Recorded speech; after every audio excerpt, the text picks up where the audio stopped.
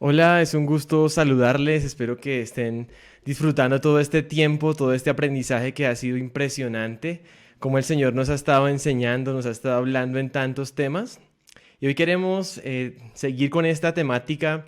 El Señor ha conectado todos los temas de una manera impresionante y yo tengo el privilegio de hablarles de el evangelismo en un mundo pagano.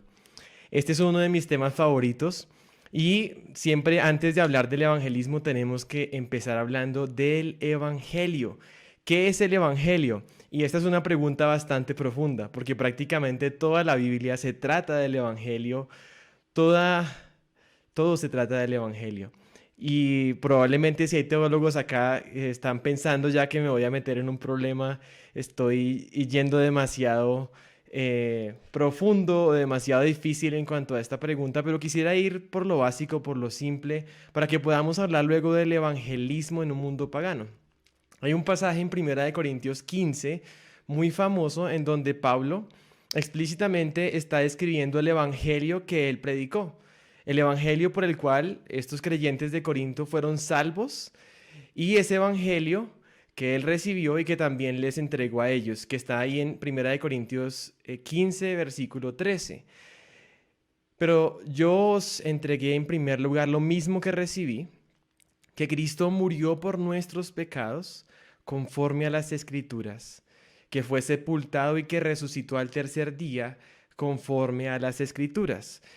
Y aquí vemos que el Evangelio es evidente que tiene que ver con alguien, con una persona en especial, y esa persona es Cristo.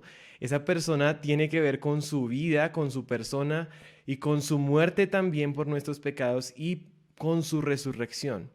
Pero quiero que vean algo y es que aquí Pablo está diciendo no solamente Jesús murió por nuestros pecados, sino dice conforme a las escrituras y también resucitó conforme a las escrituras. Así que este mensaje del Evangelio, este mensaje de Cristo en su persona y en su obra, está en un contexto que son todas las escrituras. Así que el Evangelio implica varias cosas que están enlazadas con la persona y la obra de Cristo. Veamos cómo podemos resumirlo, me parece que es una manera muy buena de hacerlo.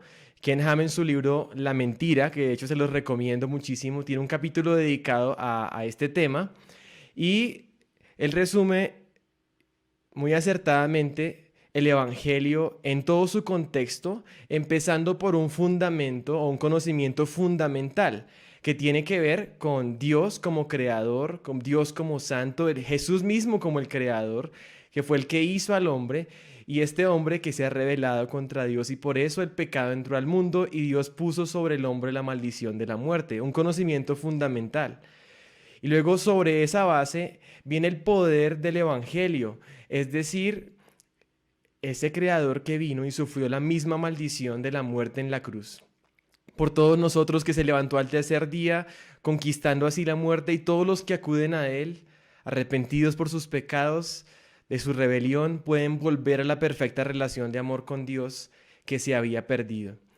Y finalmente tenemos no solamente eso, sino la consumación de todas las cosas, una perspectiva hacia el futuro que es la esperanza del Evangelio. Es decir, que entendemos que toda esta creación está sufriendo por los efectos del pecado y se está deteriorando lentamente. Todas las cosas serán restauradas en la consumación de todas las cosas, como Jesucristo, cuando Él venga para completar su obra de redención y reconciliación y establecer su reino plenamente. Así que el Evangelio, en su contexto, tiene un conocimiento fundamental, el poder y la esperanza.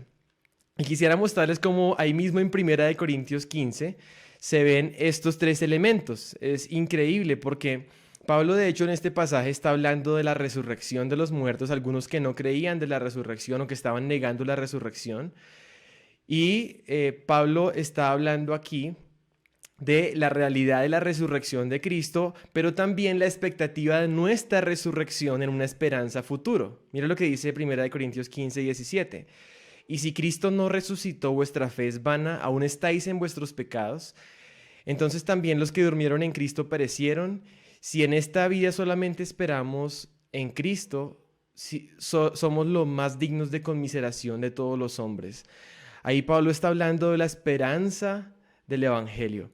Pero también miren cómo Pablo da un giro y muestra el contraste entre la muerte que viene en Adán y la vivificación que viene en Cristo y la razón por la que necesitamos la resurrección. Es decir, Pablo está dando un giro hacia el fundamento, hacia la razón por la que necesitamos el Evangelio. El origen del pecado y de la muerte. Versículo 21, por cuanto la muerte entró por un hombre, también por un hombre la resurrección de los muertos, porque así como en Adán todos mueren, también en Cristo todos serán vivificados. Así que aquí hay una referencia al fundamento, a el poder y a la esperanza del Evangelio. De hecho, más adelante, en el versículo 45, vuelve y Pablo conecta a Adán con Cristo. Como decía Carlos, así también está escrito, fue hecho el primer hombre Adán alma viviente, el postrer Adán espíritu vivificante. Así que el Evangelio es el centro y está en un contexto, y es importante darnos cuenta que el Evangelio se compone de esos elementos. Ahora miremos qué pasa si predicamos el Evangelio sin el conocimiento fundamental, sin la base.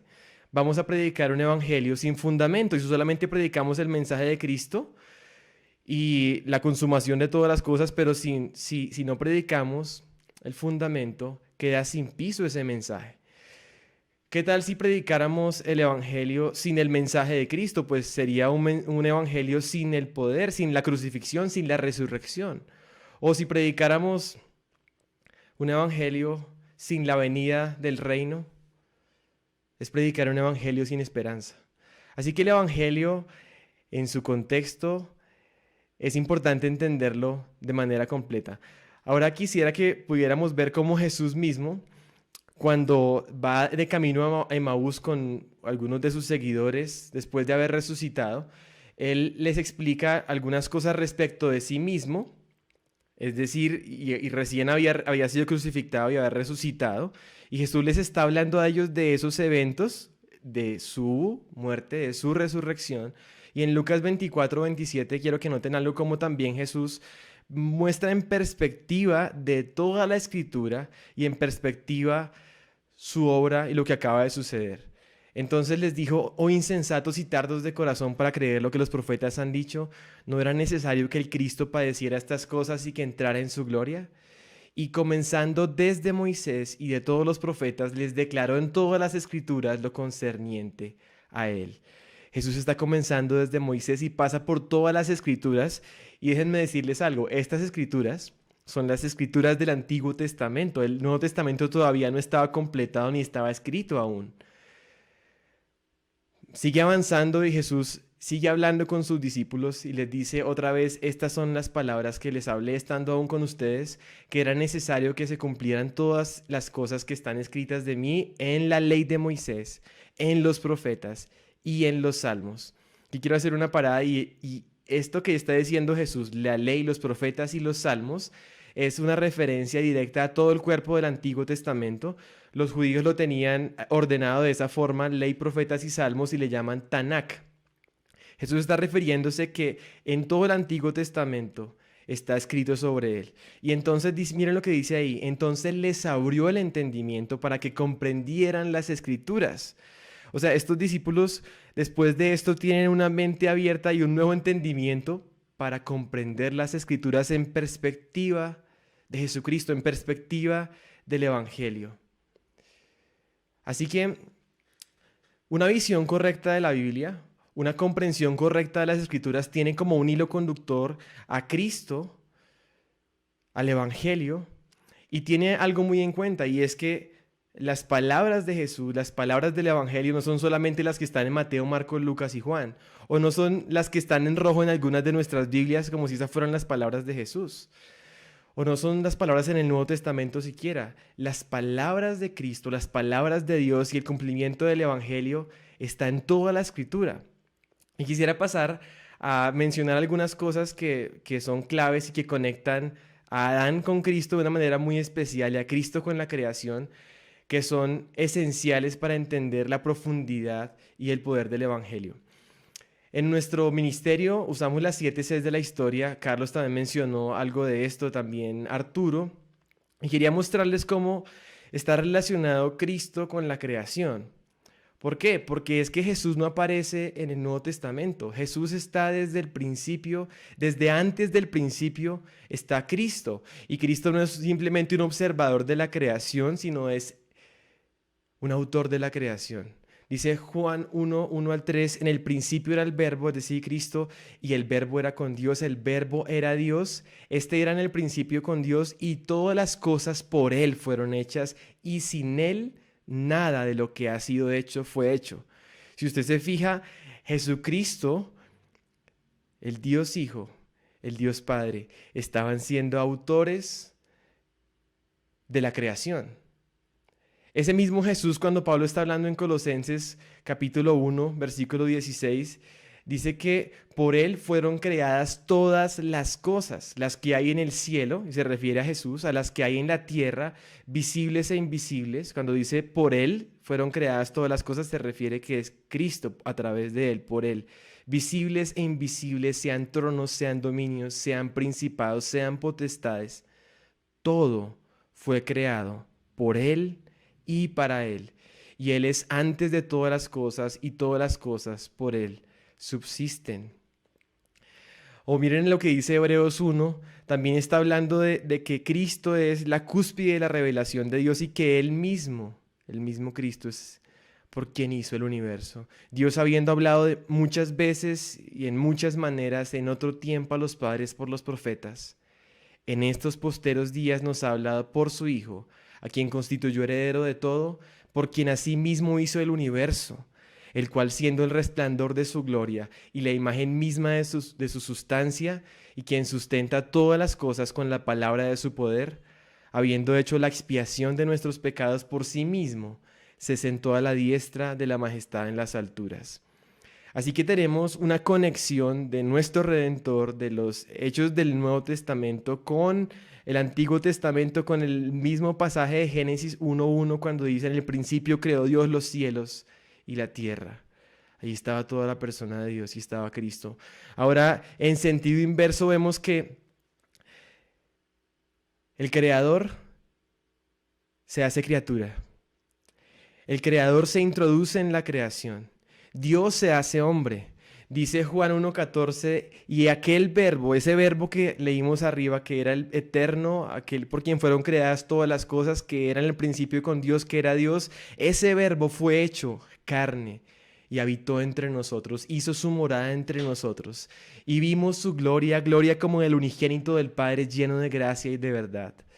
Ese Cristo, ese hombre, ese Adán, ese nuevo Adán, ese postrer Adán, quien llegó en el tiempo perfecto a esta tierra, cumpliendo una cantidad de profecías en su persona, quien tuvo poder sobre los espíritus malignos, quien demostró tener poder sobre la muerte porque resucitó a personas y él mismo se levantó de los muertos, porque sanaba enfermedades, porque tenía poder sobre la naturaleza para calmar tempestades, que nació de una virgen que vivió una vida sin pecado, un hombre, un Adán, o mejor dicho, el postrer Adán. Y quisiera profundizar un poco en esta relación entre el primer Adán y el postrer Adán, porque tiene que ver con muchas cosas. En Romanos 5:19 dice: porque así como por la desobediencia de un hombre los muchos fueron constituidos pecadores, así también por la obediencia de uno los muchos serán constituidos justos. Aquí tenemos un contraste entre el primero y el postrer Adán en relación a su obediencia, a su vida de obediencia. Una desobediencia de uno que trajo la muerte para todos los hombres, pero tenemos por otro lado la obediencia de otro, por la cual muchos serán constituidos justos. Y para que podamos entender cómo es que esto se relaciona de manera profunda, quisiera que fuéramos a Génesis de manera muy rápida para ver algunos elementos claves de cómo fue esa puesta en escena del primer Adán, cuáles eran los elementos que había en esa puesta en escena, y luego cómo el postrer Adán se pone en escena en unas condiciones similares o aún mucho más difíciles y reescribe la historia para una nueva humanidad redimida. Dice Génesis 2:16, todo no empieza con el pecado, sino de hecho todo empieza con lo que Dios ha dicho. Dios dijo que si comían de ese árbol ciertamente morirían. Pero ¿qué fue lo que hizo el hombre? Primero, la tentación vino como una duda de lo que Dios había dicho, una pregunta con que Dios os ha dicho, es una duda respecto de lo que Dios dijo respecto de la palabra de Dios. Y ese es el punto de entrada. Y después de la duda viene una negación de la palabra de Dios, porque ahora dice no moriréis, que es completamente lo contrario a lo que Dios dijo. Dios dijo ciertamente moriréis. O sea, si les puedo asegurar algo, es como si Dios hubiera dicho esto, les aseguro que morirán. Y después de la duda viene la negación, pero también viene la reinterpretación. Y mire lo que dice ahí en azul, sino que sabe Dios que el día que coman de él serán abiertos sus ojos y serán como Dios. Es decir, la insinuación es como, no, realmente Dios no quiso decir esto, sino que él quiso decir otra cosa. O sea, debe reinterpretar lo que Dios dijo. Y finalmente, todo desemboca en suplantar a Dios. Es decir, tú ahora puedes ser como Dios. Y quisiera resumir esas cosas en la tentación del Edén en estos puntos. Primero, la palabra dicha por Dios. Segundo, la duda sobre la palabra de Dios. Tercero, la interpretación de la palabra de Dios, la reinterpretación, perdón, de la palabra de Dios. Cuarto, la suplantación de Dios mismo, es decir, la idolatría. Ahora quisiera que hiciéramos un contraste entre lo que pasó cuando Jesús fue tentado. Un contraste entre el Edén y el desierto. En Lucas capítulo 4 se narra bueno, y también en Mateo también se narra la tentación. Pero quisiera que pudiéramos ver en contraste el primer Adán y el segundo Adán en esos dos lugares. Imagínense en el primer Adán en un paraíso, en un jardín perfecto, y imagínense al postrer Adán en un desierto, un lugar en donde no habría personas, habría simplemente arena, animales peligrosos, etcétera. Imagínense al primer Adán con una cantidad de alimento disponible porque el Señor le dijo de todo árbol del huerto puedes comer. Él podía comer de todos los árboles del huerto, había abundancia. Pero en contraste, el postrer Adán estaba en el desierto sin comida y de hecho estaba en ayuno por 40 días. Unas condiciones bastante diferentes. El primer Adán tenía su estómago lleno, estaba saciado, pero el postrer Adán estaba literalmente y físicamente hambriento. El primer Adán tenía a su esposa, tenía su ayuda idónea a su lado.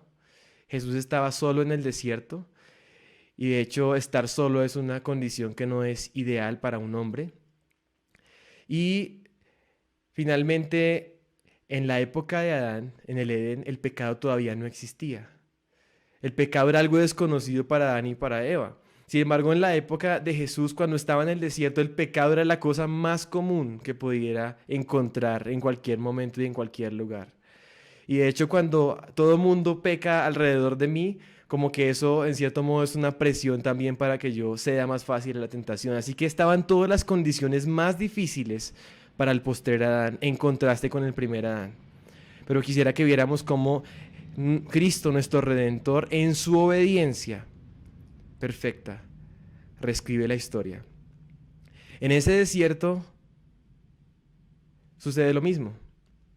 Todo empieza con la palabra de Dios, porque Dios, antes de Jesús ser llevado al desierto para ser tentado, en Lucas 3:22, que es lo que dice Dios cuando Jesús sale del agua después de ser bautizado por Juan el Bautista. Jesús le dice, el Padre le dice al Hijo de los cielos, este es mi Hijo amado en el cual tengo complacencia. Ahí está lo que Dios dijo. ¿Y saben qué es la primera cosa que aparece cuando Jesús es tentado? Algo muy parecido a lo que fue tentado Adán, una pregunta y una duda sobre lo que Dios dijo. ¿Saben cuál es la pregunta? Si eres el Hijo de Dios. Si eres el Hijo de Dios, entonces tal cosa. Si eres el Hijo de Dios, entonces tal otra. Está poniendo en duda lo que Dios dijo. Dios dijo que Él era el Hijo de Dios en quien tenía complacencia. Jesús no tenía por qué demostrárselo a nadie porque lo dudara o porque tuviera que demostrárselo. Simplemente Dios lo dijo y eso era. Y la palabra respuesta de Jesús es escrito está. Jesús está diciendo la palabra de Dios es más importante que mi hambre y estaría dispuesto aún a morir de hambre antes que negar o dudar lo que ya mi Padre ha dicho de mí. Jesús está reescribiendo la historia. La tercera fase, ¿se acuerdan cuál era? Con Adán. Una reinterpretación de la palabra de Dios. El tentador viene y le dice a Jesús que utilizando el Salmo 91, le dice, pues está escrito también que a sus ángeles mandará para que te guarden y no permitirá que tu pie tropiece en ninguna piedra. Así que pues tírate del pináculo del templo. Que está tomando la palabra de Dios y reinterpretarlo, intentando darle un nuevo sentido, distorsionándola. Pero ¿cuál es la respuesta de Jesús? Escrito está, no tentarás al Señor tu Dios. Cuarta fase o cuarta etapa, la suplantación de Dios, la idolatría. Y de hecho la tentación para Jesús fue adorar a Satanás y tendría todos los reinos del mundo. Quitarle la gloria a Dios y dársela a otro. Si postrado me adorarás. Y Jesús está respondiendo, escrito está, al Señor tu Dios adorarás y a Él solo servirás. En las condiciones más extremas, más difíciles, Cristo está reescribiendo nuestra historia. Ahora quisiera ir un poco más allá. Al final del ministerio de Jesús está en el jardín de Getsemaní. Yo no sé si sea una casualidad que Jesús haya estado en un jardín antes de ser capturado para ser sacrificado, pero quisiera que también pudieran ver esos contrastes. En ese jardín del Edén, ¿saben el primer Adán qué hizo? Ser como Dios. Quiso, en otras palabras, decir que se haga mi voluntad y no la tuya, Dios. Porque yo quiero ser mi propio Dios. Yo hago las cosas a mi manera, no quiero que me estés diciendo qué es lo que tengo que hacer. Esa es la marca y esa es la forma de vivir de cada ser humano que nace en esta tierra. Enemistado con Dios y queriendo gobernar su vida por sí mismo. Pero en contraste vemos a Cristo en ese Getsemaní, en ese momento tan difícil, sudando gotas de sangre en una oración de angustia. Y dice Jesús, el Hijo de Dios, Padre, si es posible, pasa de mí esta copa, pero no se haga mi voluntad, sino la tuya. El postrer Adán está rindiendo toda su voluntad a la voluntad perfecta del Padre. Así que la vida perfecta de Cristo es una parte esencial de nuestra redención. Quizás hemos estado, o a mí me pasaba, por ejemplo, que estaba solamente enfocado en la obra de su muerte y su resurrección. Pero si ustedes se dan cuenta, la vida de Cristo es parte de nuestra redención. Pero por supuesto también su muerte. ¿Y saben por qué? Romanos 5:12. Como el pecado entró en el mundo por un hombre, y por el pecado la muerte, así la muerte pasó a todos los hombres, por cuanto todos pecaron. Todos hemos pecado y por eso nuestro pago justo es la muerte física y eterna. Esas son las consecuencias de las acciones de Adán y de nuestras acciones, porque nosotros también hemos pecado. Y así que volviendo a Génesis, cuando Adán peca, vemos que fueron abiertos los ojos de ambos y conocieron que estaban desnudos y entonces cosieron hojas de higuera y se hicieron delantales. Cuando pecan, su reacción original inicial es huir y es ponerse hojas de higuera. Es cubrirse por medio de sus propios medios. Es cubrir la vergüenza de su pecado. Es la primera manifestación de la religión, de cubrirse por sus propios esfuerzos. Pero ¿saben qué hacen? Además de que ellos se esconden cuando oyen la voz del Señor Dios que se paseaba por el huerto, se están escondiendo de la presencia de Dios y Dios los llama. Y quiero que vean este contraste. Y es una muestra del carácter de Dios y del Evangelio desde el primer momento. Hombres pecadores, escondiéndose, huyéndose, cubriéndose por sus propios medios, pero Dios no los ha matado, como dijo, sino está mostrando misericordia. Dios les está buscando, es una iniciativa de Dios y Dios les está preguntando ¿dónde estás? Esto es casi inconcebible para mi mente humana. ¿Cómo es posible que Dios sea el que les esté buscando y preguntando? Y eso es el Evangelio porque Dios ha enviado a su Hijo. Dios ha tomado la iniciativa. El Hijo del Hombre vino a buscar y a salvar. Una iniciativa de Dios. Pero ¿saben qué hace Dios? Por supuesto hay unas consecuencias para el pecado, pero Dios no les deja vestidos con esas túnicas que se habían hecho, con esa ropa que se habían hecho con hojas de higuera. Dios Le hizo al hombre y a su mujer túnicas de pieles y los vistió. Los cubrió de pieles. ¿Qué significó eso? ¿Puede imaginarse para que ellos tuvieran puestas pieles encima qué tuvo que haber ocurrido? Pues tuvo que haber ocurrido un sacrificio, tuvo que haber una muerte de un animal para cubrir ese pecado y Dios mismo fue el que ejecutó ese sacrificio. Y Dios les está mostrando a ellos que el pecado no se cubre con hojas de higuera, no se cubre por los medios de ellos, que el pecado tiene consecuencias tan graves que sí, alguien tiene que morir, que el pecado se cubre con la sangre de un sustituto. Y de hecho, antes de que existieran las leyes de los sacrificios de Levítico, de Éxodo, de los judíos, había personas que ofrecían sacrificios. Los patriarcas como Abel, por ejemplo, como Noé, ofrecían sacrificios. Abraham, Isaac, Jacob, sacrificios invocando el nombre del Señor porque sabían que así era como Adán había sido cubierto y como tenían que invocar el nombre del Señor. Pero estos sacrificios no eran suficientes. Ellos sabían, sí, como dice Hebreos 9, que casi todo es purificado según la ley con la sangre y sin derramamiento de sangre no se hace remisión de pecados. También sabían que la vida de la carne estaba en la sangre, pero que esa sangre de los toros, de los machos cabríos, no podía quitar el pecado. Pero todo eso, ese sacrificio que se hizo y que estaban haciendo todos sus patriarcas cuando invocaban el nombre del Señor a través de un sacrificio, todo eso estaba apuntando y estaba emulando el sacrificio perfecto, pero no de un animal. Aunque Juan el Bautista le llama el Cordero de Dios que quita el pecado del mundo. He aquí el Cordero de Dios que quita el pecado del mundo, pero no es un animal, es un hombre, es un ser humano, es un hombre perfecto. Es Dios mismo hecho hombre, que debe sufrir nuestra muerte como el Cordero sacrificado, que debe llevar nuestro castigo. Así que su vida y su muerte son algo poderoso en el Evangelio y que está conectado desde Génesis mismo. Este nuestro Salvador, el Mesías, el ungido, el Cristo, este siervo sobre el cual Dios cargó los pecados de todos, que sufrió nuestro castigo, que es objeto de la ira santa y justa de Dios, ese que no conoció pecado, que fue hecho pecado, ese santo y bendito que es hecho por nosotros maldición, ese justo que está muriendo por los injustos. Ese es nuestro Redentor. Ese que resucitó y se levantó al tercer día, que fue visto por más de 500 personas, como dice Pablo en 1 Corintios 15. Aquel que se levantó de los muertos significa que Dios aceptó su sacrificio perfecto y que fue suficiente y que es una garantía para nosotros de nuestro perdón y de nuestra salvación.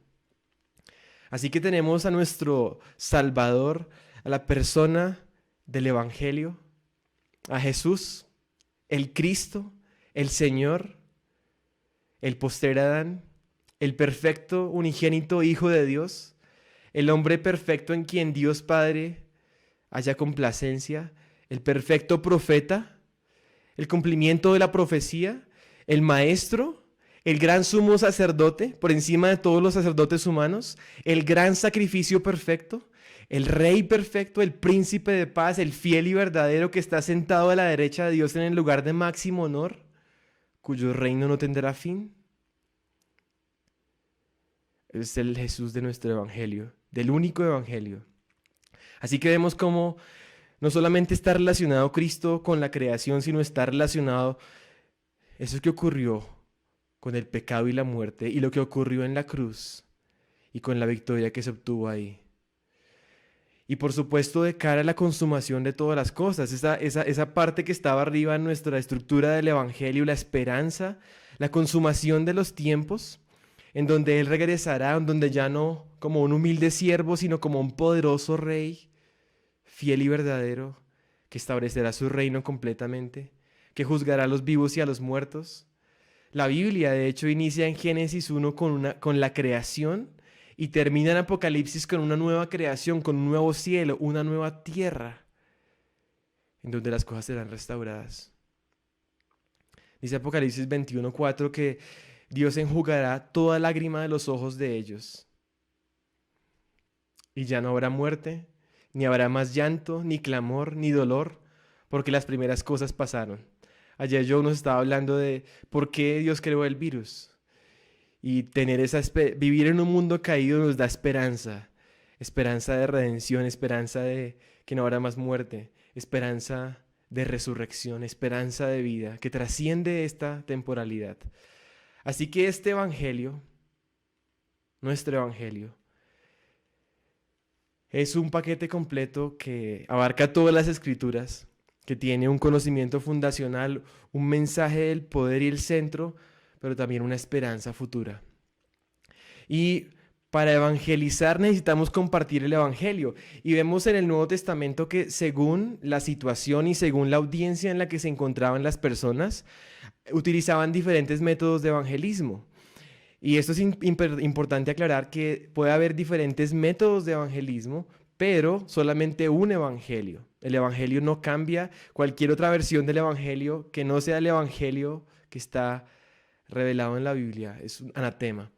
Y vemos que, por ejemplo, Jesús mismo, cuando tiene una conversación con la mujer samaritana, en ese pozo él utiliza el tema del agua como una forma de acercarse a ella y de ahí tiene una conversación que desemboca en que él se manifiesta y se revela como el Mesías. En Hechos 2, por ejemplo, Pedro utilizó el Pentecostés y todo el alboroto que se causó cuando empezaron a hablar en diferentes idiomas y entonces dio un mensaje a todos esos judíos que estaban en Jerusalén para esa fiesta de Pentecostés. Tomó ese punto de partida. O por ejemplo en Hechos 3 sanaron a un cojo en el templo y eso fue una oportunidad para poder predicar a todo ese grupo de judíos de nuevo. O por ejemplo Esteban en Hechos 7 da una lección de historia a todo el Sanedrín. O Pablo en Hechos capítulo 13 predica a Jesús como el Cristo en una sinagoga, o sea, es una predicación a los judíos. Pero quisiera que notáramos algo y es que en Hechos 14 y Hechos 17 Pablo está ante una audiencia de gentiles, ya no está en una sinagoga, no está hablándole a judíos y ante esas audiencias de gentiles su mensaje y su forma de predicar el evangelio cambia un poco debido a la audiencia ante la que está, una audiencia gentil, predicándoles empezando por el Dios creador y quisiera desarrollar un poco esa idea. En Hechos 2, cuando Pedro predica a ese grupo de judíos que están en Pentecostés, ellos ya tienen el fundamento correcto, ya tienen el conocimiento fundamental correcto porque ellos entienden del Dios creador, entienden de Adán, entienden del pecado, entienden de la muerte, entienden de los sacrificios. Y ya que el fundamento correcto estaba, entonces lo que hace Pedro es que él proclama los hechos de Cristo muerto y resucitado y les llama a ellos, como decía yo también ahorita, a que se arrepientan y crean en el Evangelio. Ya está el fundamento, entonces va de una a explicar el poder del Evangelio. Y es claro para ellos. Pero Pablo, ante una audiencia gentil en Hechos 17, en el Areópago, en Atenas, estas personas no tienen una base cristiana. Ellos adoran a diferentes ídolos y todas estas cosas. No creen que haya un creador siquiera, ni que tengan que rendirle cuentas a nadie, ni que sean responsables por algo que se llame pecado, cosas como esas. No tienen esa base. Entonces, lo primero que Pablo hace, antes de hablarles de Jesucristo, de este varón resucitado y el juicio venidero, lo primero que Pablo hace es empezar a hablarles para poner el fundamento correcto, es decir, reemplazar ese fundamento sin base cristiana por el fundamento correcto para después predicarles el Evangelio. Y quisiera que pudiéramos sentar un poquito, desenrollar un poco este texto de Hechos 17 y pudiéramos ustedes junto conmigo leerlo y analizarlo y ver cómo es que Pablo lo hace. Empieza Pablo en Hechos 17-16 que lo estaba esperando que llegaran otras personas que venían de otra ciudad. Pablo se adelantó y mientras tanto él estaba con su espíritu enardecido viendo la ciudad entregada a la idolatría. Imagínense a este fariseo, este judío, Pablo, escandalizado con la idolatría de los atenienses. Este hombre que cree en un único Dios, que no cree que se van a hacer ídolos, está escandalizado, pero se le da la oportunidad de hablar. Y él dice, el Dios que hizo el mundo y todas las cosas que en él hay, siendo Señor del cielo y de la tierra, no habita en templos hechos por manos humanas, ni es honrado por manos de hombres, como si necesitase de algo, pues Él es quien da a todos vida y aliento y todas las cosas. Así que quiero que noten algo y es que Pablo está empezando su mensaje con la realidad del Dios verdadero. Y ese Dios verdadero tiene unas características que son y contrastan mucho con lo que esas personas estaban pensando. Este Dios verdadero es el creador de todas las cosas. Este Dios verdadero es el Señor del cielo y de la tierra. Quizás para los atenienses la única referencia a un señor o a un Kyrios sería quizás el César o algo así. Pero pensar que hubiera un Dios que fuera Señor del cielo y de la tierra, es decir, que fuera soberano, eso era algo que estaba fuera de la forma de pensar de ellos. Además, este Dios, el Dios verdadero, que no necesita nada de los hombres. Ese Dios que es el que da vida a todos y a todos los hombres. Y de hecho el que da todas las cosas. Entonces Pablo empieza por poner el fundamento correcto y es el entendimiento del Dios verdadero. La teología correcta, o sea, el entendimiento correcto de Dios. Y miren lo que sigue haciendo. Y de una sangre ha hecho todo el linaje de los hombres para que habiten sobre la faz de la tierra y les ha prefijado el orden de los tiempos y los límites de su habitación para que busquen a Dios si en alguna manera palpando puedan hallarle, aunque ciertamente no está lejos de ellos. Ahora, Pablo está mostrándole a estas personas que toda la raza humana tiene un origen en común, que los seres humanos son creados por Dios de una sola sangre, una sola raza humana, que Dios es de hecho soberano, porque Él ha establecido y prefijado el orden de los tiempos, los límites en que hemos de habitar. Y además de eso, Él nos está mandando a nosotros para que habitemos sobre la faz de la tierra, para que le busquemos, porque Él es el Señor. Cuando uno empieza a poner el fundamento correcto, ese fundamento correcto tiene con el entendimiento correcto de Dios. Y entonces, con el entendimiento correcto de realmente quién es Dios, empezamos a darnos cuenta de realmente quiénes somos nosotros. En perspectiva del Dios verdadero y de la teología correcta, entonces podemos ver la antropología correcta. Y sigue diciendo Pablo, porque en Él vivimos, nos movemos y somos, como algunos de sus propios poetas también han dicho, porque linaje suyo somos. Y siendo pues linaje de Dios, no debemos pensar que la divinidad sea semejante a oro o plata o piedra, escultura de arte y de imaginación de hombres. Este Dios verdadero, además, está presente en todo lugar. Este concepto de la omnipresencia de Dios lo está diciendo Pablo aquí. Es que no hay otro lugar en el universo fuera de Dios. En Él vivimos. El universo no tiene otro lugar donde estar sino está contenido en Él.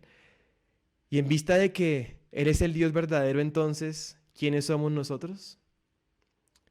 Y es evidente que los humanos son pecadores porque no le han dado la gloria al Dios verdadero, la gloria que Él merece.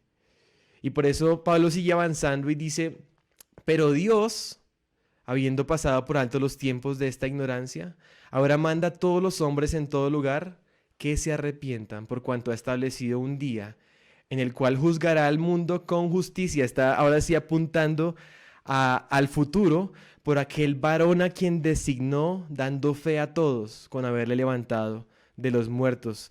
Pablo ya llega a mencionar a aquel varón. Evidentemente para ellos él no les iba a decir Mesías ni les iba a decir Cristo porque eran gentiles, pero está hablando de un hombre que fue levantado de los muertos. Así que vemos que el Dios verdadero además es misericordioso, porque está pasando por alto los tiempos de esa ignorancia y manda a todos los hombres en todo lugar a que se arrepientan. El Dios verdadero también es justo y juzgará al mundo. Lamentablemente cuando los atenienses oyeron todo esto, dice ahí que ellos apenas oyeron el tema de la resurrección de los muertos, empezaron a burlar unos, otros decían que lo van a escuchar en otro momento y no podemos escuchar el desenlace completo de este mensaje. Pero quiero que pensemos ahora en perspectiva de en qué tipo de cultura y en qué tipo de mundo y de siglo nos ha tocado vivir a nosotros, siglo XXI, año 2020. Estamos ante una audiencia que es más como era la audiencia a la que predicó Pedro, que eran unos judíos que tenían el fundamento correcto, o estamos más bien frente a una audiencia como más como los griegos, sin el fundamento correcto. Esto es muy importante. Quizás hace algunos años, algunas décadas, puede ser que el caso era como el caso de los judíos, personas que tenían un trasfondo cristiano, en cuanto a los mandamientos, en cuanto a la Biblia, en cuanto a Dios, pero ese no es el caso hoy en día, por lo menos en Colombia ya no es el caso. Nos encontramos ante personas cuyo común denominador es su escepticismo, es su rechazo a todo lo que signifique Dios, es su ateísmo, es su actitud hacia rechazar la autoridad y la historicidad de la Biblia. Y por eso yo quiero animarles a que podamos ver en perspectiva un evangelismo en el mundo pagano como en el que vivimos. Tenemos que utilizar la estrategia que utilizó Pablo. Es decir, empezar por el principio, empezar por el Dios creador, empezar por los fundamentos correctos para después poner el mensaje del evangelio. Dios mismo nos habló así. Cuando uno lee la Biblia y uno empieza por Génesis, empieza por el principio y se va dando cuenta cómo todo tiene sentido y todo tiene un orden de las cosas para poner el fundamento correcto. Así que nosotros necesitamos, para evangelizar en un mundo pagano, predicar el evangelio desde el principio también. Y es muy importante en esta época apoyarnos en la apologética para tratar con el escepticismo que hay en nuestra época. Y fíjense esto, si vimos que hay una conexión entre los eventos que ocurrieron en el fundamento y el mensaje del evangelio, muchos hoy en día que no creen en la veracidad de la Biblia, pues no van a escuchar el mensaje del evangelio que se basa en esa historia. Pero la apologética nos puede ayudar para que las personas puedan ver la historicidad de la Biblia y prepara el terreno para el mensaje de la cruz. Es como que la apologética despeja el camino, como si quitara la maleza del pensamiento humanista, ateísta, que es el común denominador de este siglo. Y así quiero retarles a que podamos ver a la apologética como una herramienta poderosa de evangelismo en este mundo pagano. La apologética no es un fin en sí mismo, sino es un medio para el evangelismo. Y mira como dice 1 de Pedro 3:15, dice: santifiquen a Dios el Señor en sus corazones y estén siempre preparados para presentar defensa con mansedumbre y reverencia ante todo el que os demande razón de la esperanza que hay en vosotros. Esa defensa es la apología, pero tiene una razón de ser, y es el evangelio, la esperanza que hay en nosotros. Así que prediquemos el evangelio, defendamos la autoridad de la Biblia. Y quisiera que pudiéramos terminar esta sesión que me correspondió viendo esta imagen del arca en el Ark Encounter. La puerta del arca tiene una cruz dibujada en esa puerta. Cuando uno la mira ya hasta el atardecer se ve la cruz iluminada desde afuera. Y ese es el mensaje que debe estar en nuestras bocas. Y es el mensaje del evangelio.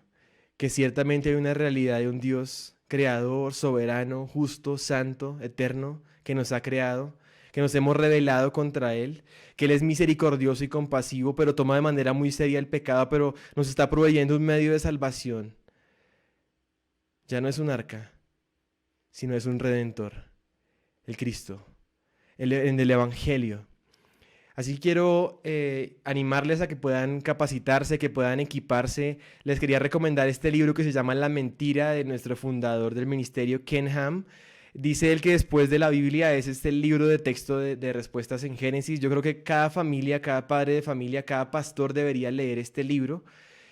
Cada joven, para entender todo este asunto de la autoridad de la Biblia y el debate entre la ciencia y la fe, y cómo podemos ser más efectivos en guiar a nuestras generaciones, a nuestras iglesias, a creer la autoridad de la palabra de Dios, a creerle a Dios, a despojarse de todas esas ideas que han contaminado su mente y que puedan predicar el evangelio de manera efectiva y poderosa. Dios les bendiga.